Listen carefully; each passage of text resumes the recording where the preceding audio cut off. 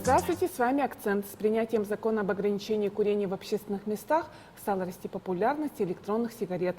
Также в современном обществе остро стоит проблема женского алкоголизма. Об электронных сигаретах и женском алкоголизме поговорим сегодня. У нас в гостях Юлия Ростовщикова, врач-психиатр-нарколог Якутского республиканского наркологического диспансера. Юлия Витальевна, здравствуйте. Здравствуйте. Юлия Витальевна, расскажите, пожалуйста, электронные сигареты – устройства, к которым массово переходят даже курильщики со стажем. Многие считают их безопасными для здоровья. Что за устройство такое вейп, электронные сигареты? Электронные сигареты, оно и само слово подразумевает, то есть это электронное устройство, имитирующее курение, которое выделяет пар, не дым, а пар. То есть сама сигарета состоит из корпуса и картриджа, в котором в корпусе находится зарядное устройство и мини-парогенератор, который и вырабатывает пары. А в картридже находится никотин и различные другие вещества, ароматизаторы, пропиленгликоль, который именно и позволяет выделять пар, который имитирует дым, и глицерин, вода, чтобы образовался пар. Эти устройства, они вредны. Надо сразу сказать, что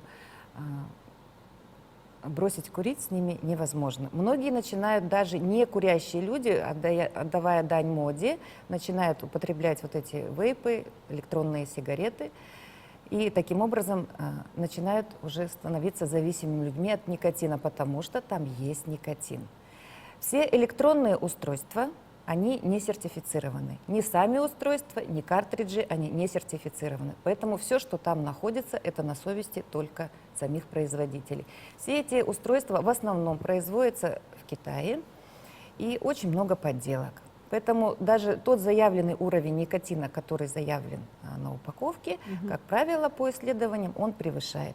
И само содержание вредных веществ тоже только на их совести, в какой дозе, в каком количестве они туда добавили. Пропиленгликоль, глицерин – это вызывают аллергические реакции, вызывают формирование астматической болезни, повышают уровень сахара в крови и приводят, естественно, к онкологическим заболеваниям.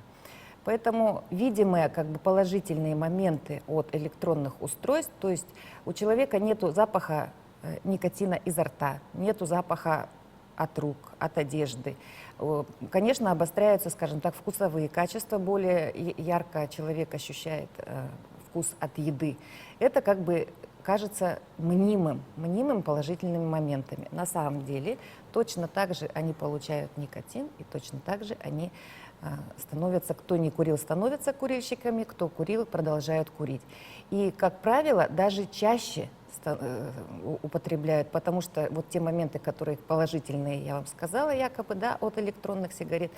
И к тому же сигареты обычные нельзя курить во многих, да, общественных местах, а тут дыма нет, запаха от сигарет нет, поэтому курят в других местах, в обычных местах, и поэтому происходит более частое употребление, скажем так, никотина, плюс всех сопутствующих вредных веществ. Еще почему нравится курить вейпы, потому что там есть ароматизаторы. Это так называемое переносное устройство кальяна. Поэтому вкусовые качества там, различные добавки, различные вкусы, поэтому нравится подросткам, нравится детям. Это все, конечно, очень-очень вредно, и родителям нужно обратить на эти моменты. И каких-то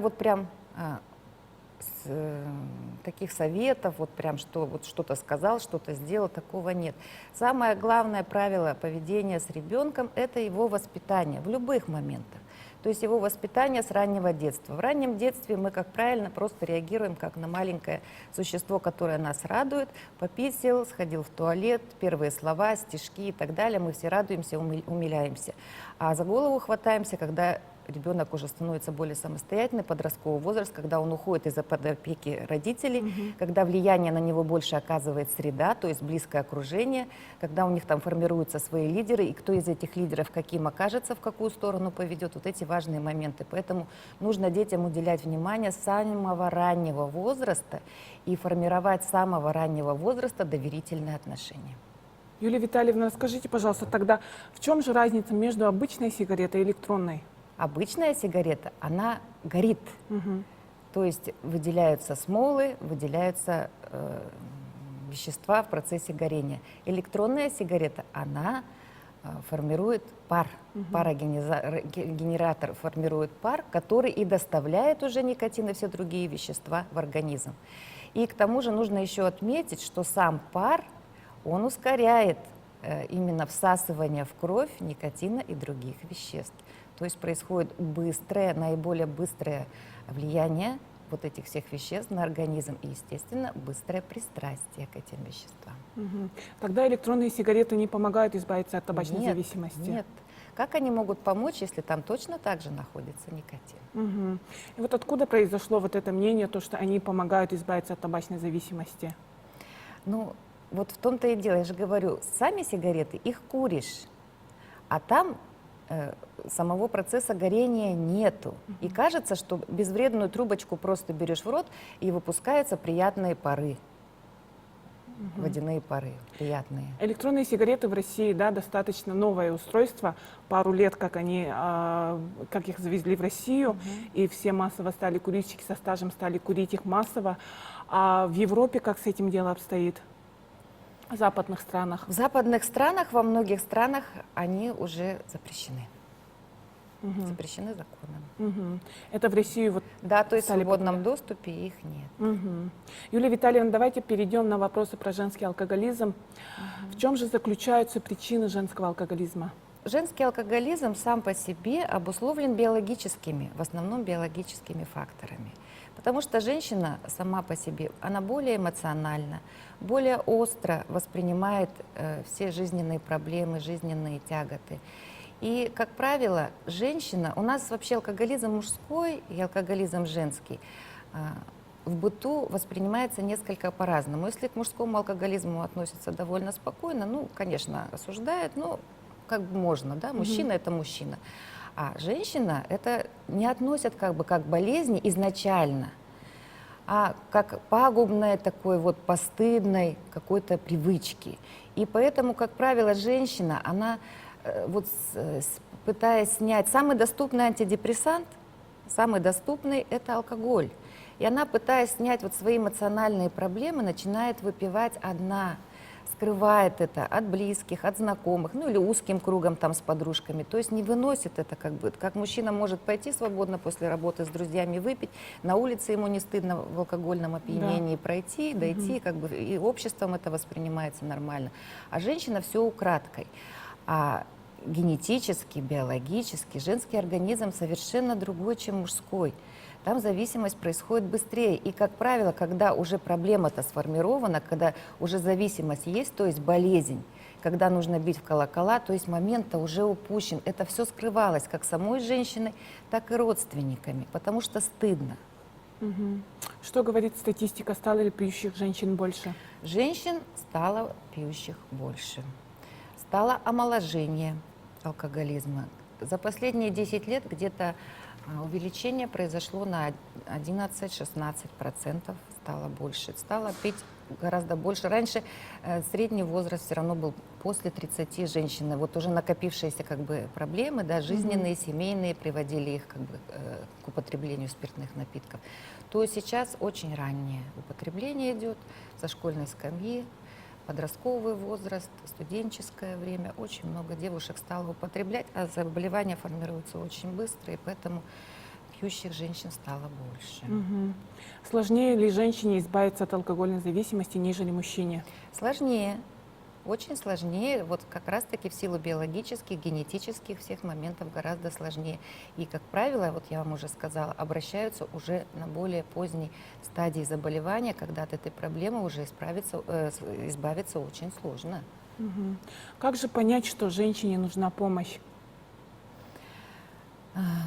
Нужно, чтобы близкие обращали внимание. Если женщина по вечерам, как правило, вот многие женщины даже говорят, я пришла с работы, я сделаю все свои домашние дела, сделаю с детьми уроки, приготовлю ужин, всех уложу, всех поцелую, пойду на кухню и выпью рюмочку или две перед сном. И мне так легче, мне так спокойнее, наступает расслабление, я хорошо засыпаю. Вот это уже тоже первые звоночки. Также употребление по выходным дням, там пятница, суббота, то есть после тяжелой рабочей недели, так называемое употребление выходного дня. Это тоже звоночки. То есть все начинается как бы от разовых употреблений, но оно за короткий срок уже переходит в заболевание, в зависимость.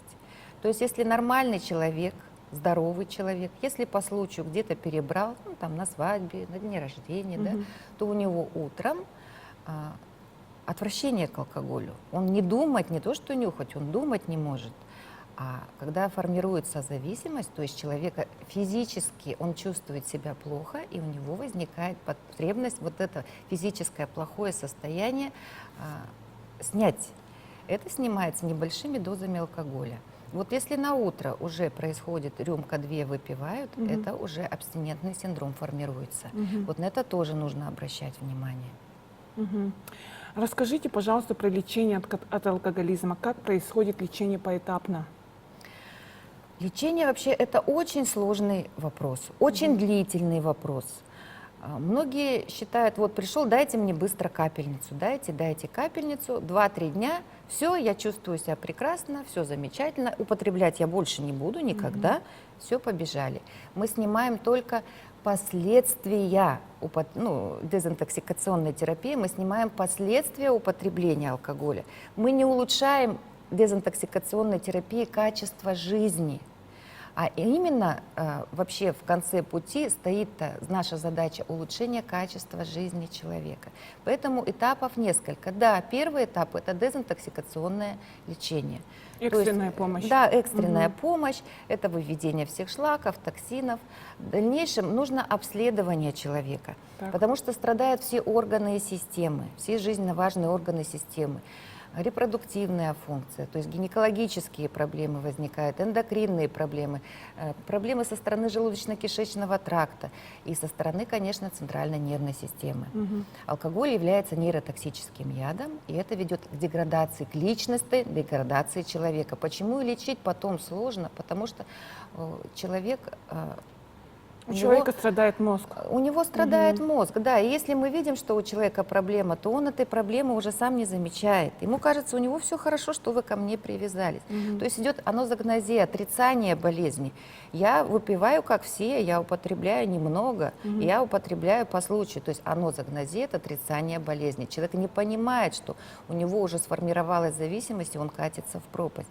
Поэтому вот следующий этап – это, конечно, нужно все органы и системы обследовать и фармакологически это пролечить. Потом дальнейший этап – это противоалкогольное лечение.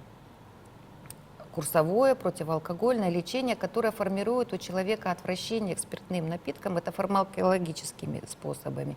И плюс психотерапия, занятия психологами. Там очень много методик, которые позволяют человеку разобраться в себе, разобраться в том, что его все-таки привело к употреблению, что стало источником, причиной, да? То есть разобраться с окружающим. Как правило, женщин приводит к алкоголизму что? Одиночество, проблемы в семье, то есть или развод, или вдовство, или у нее такие внутренние проблемы, обиды, то, что вот я все положила на семью, я все положила для наших детей, я столько всего сделала, а муж стал изменять. И у нее вот это сидит внутри, вот эта обида, чувство ненужности, чувство неблагодарности, и вот это идет как раз-таки с этого начинается употребление спиртных напитков. Вот, так что следующий этап – это именно формирование у человека, противоалкогольное лечение формирует у человека отвращение к спиртным напиткам, то есть фармакологическими способами, и то, что я сказала, да, психологическими методиками различными, то есть формируется установка на трезвый образ жизни. Именно установка, чего у человека как раз-таки нет. Физически ему стало легче. Вот то, что, да, вот мы после дезинтоксикационной терапии с вами сказали. Да, физически он ощущает себя хорошо. И он с новыми силами идет и дальше употребляет спиртные напитки. А нужно у человека именно указать ему на его проблему, от чего это, почему это, и научить его с этой проблемой бороться. То есть это хроническое заболевание. Вылечить его, сделать его опять младенцем, да, не знающим, что такое спиртные напитки, человека невозможно. Только возможно добиться ремиссии, длительной, стойкой ремиссии, годами или пожизненно даже. Это очень долгий, очень сложный процесс, на который идти, конечно, люди в основном не хотят. А это нужно обязательно. Нужно формирование именно установки на трезвый образ жизни. Научиться жить со своей проблемой. Если человека, допустим, сахарный диабет, он это знает, он выполняет рекомендации, он управляет своей болезнью, он знает, как с ней жить, он с ней научился жить. Алкоголизм – это тоже болезнь, с ней тоже можно научиться жить, чтобы не она управляла человеком, а он руководил своей болезнью. Это очень сложный процесс, это можно сравнить как движение человека по эскалатору. То есть лестница, которая движется вниз, а человек по этой лестнице должен идти вверх. Идти постоянно, только он остановится, его с этого эскалатора выкинет. Вот поэтому это нужно людям понимать. Куда человеку обращаться, где происходит лечение у нас в республике? В нашей республике происходит лечение в Якутском республиканском наркологическом диспансере. Сам диспансер, именно стационар, находится по адресу Богдана Чижика, 33/2, а диспансерное отделение, поликлиническое так называемое отделение, оно находится по адресу Автодорожная, 38. Также у нас есть реабилитационный центр, который расположен в поселке Кангаласы. Это вот самый последний завершающий этап, реабилитационное лечение. Но этот момент нужно не упустить, потому что когда третья стадия заболевания, то есть идут уже большие психические изменения у человека, Так. то есть его уже вернуть к нормальной жизни невозможно. Поэтому реабилитационный период для сохранных еще людей, которых можно вернуть в общество, можно вернуть в семью, на работу и так далее. Сколько времени человек проводит в реабилитационном центре? От 3 до 6 месяцев. От 3 до 6 месяцев он проводит именно там, как получается, как стационарно, да, то есть он лежит в этом центре. В дальнейшем он переводится на поддержку в амбулаторно-поликлиническое отделение. Дальше там ему уже осуществляется психологическая поддержка и по необходимости медицинская помощь уже в диспансерном отделении. Юлия Витальевна, я не раз слышала, что у коренных народов Севера снижена активность желудочного фермента, поэтому северянам легче пристраститься к алкоголю. Правда ли это? Это правда. Это уже давно известно, это уже очень хорошо исследовано. Алкоголь дегидрогеназа у народов Севера ее вырабатывается в меньшем количестве, чем у других, скажем так, народов, европеоидной расы, и тем более у народов Кавказа и у итальянцев. Вот у них этого фермента больше, поэтому у них это генетически, это сформировалось на протяжении многих столетий, тысячелетий, это уже генетически заложено, поэтому у тех людей формируется заболевание гораздо дольше, а у людей Севера быстро, легко, практически мгновенно. В течение года уже можно стать алкоголиком. Юлия Витальевна, спасибо вам за интересный разговор. С вами был «Акцент». До новых встреч.